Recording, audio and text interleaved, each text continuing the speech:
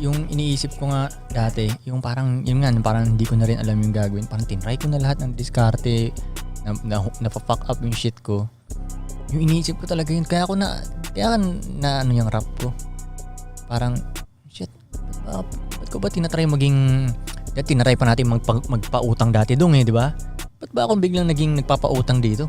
Rapper naman talaga ako Nagra-rap talaga ako since dati pa lang Kaya kong gawin yun So nung nag-look back ka, parang yun talaga yung skill mo na nadadalian ka magsulat ng kanta. Ganun ba? Iniisip ko tuloy kung nag-look back ba talaga ako o yun na lang yung natira kong option. Kasi naubos na yung pera ko, di ba? Ubos na, zero ulit. Tapos iniisip ko, ano pa bang diskarte ko nito? Wala na akong pamuhunan. Pwede ako mag-rap. So parang nalagay ako sa Nalagay ako sa corner. Na no choice ako. Na ganun. Na-rap na lang. So ngayon, rap money tsaka so parang kailangan paganahin ko talaga tong rap na to dahil wala na ito na lang yung natitira sa akin Kaya yun, araw-araw nilagay ko lang sa isip ko, gagi, rapper na ako ngayon. Hindi na araw-araw na ako gumagawa ng kanta noon. Isip agad ng music video, gawa ng kanta, ganyan-ganyan. Kasi wala na akong choice kailangan mong paganahin to kahit anong mangyari last na to wala na yung naubos na lahat na-fuck up mo lahat ng business mo Ganun. So ganun yun. Kaya minsan pag nakakita ako ng ibang rapper na meron silang day job minsan. Kaya minsan hindi nila naaasikaso ng todo tuloy yung rap career nila kasi hindi sila ganong takot. Alam guess mo, meron silang sweldong nakukuha Plan B. May plan B sila. May plan B sila. Kaya medyo chillan tuloy sila dun sa guess mo. Lalo na kung walang anak yung rapper na yun.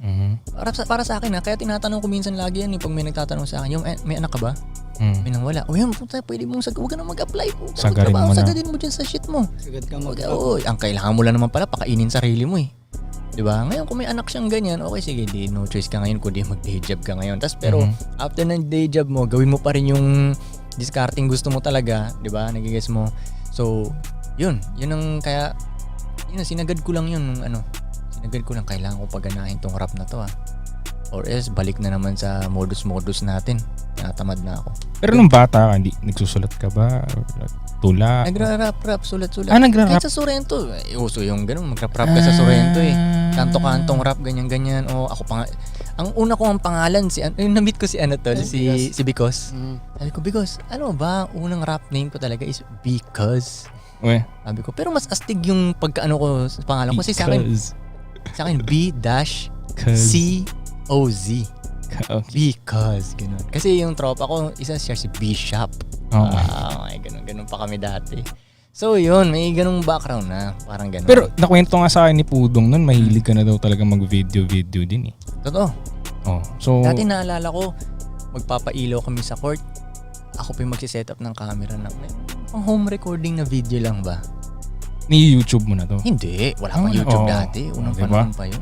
So kung isipin mo, kaya masaya ka sa karir mo ngayon kasi yung ginagawa mo noon, mas madali yan sa kanya to. Tinutuloy mo ngayon, tapos binabayaran ka na. Totoo, nababayaran pa ako. Pero ang problema sa mga tao, they won't go through the phase na hindi ka binabayaran. Totoo. Gusto nila may kaya pera agad. Kaya hindi nila marating yung phase na masarap na yung ginagawa mo, tapos may bayad ka na. Kung alam lang nila gaano katagal nang walang pera ang Two Joints. Dog.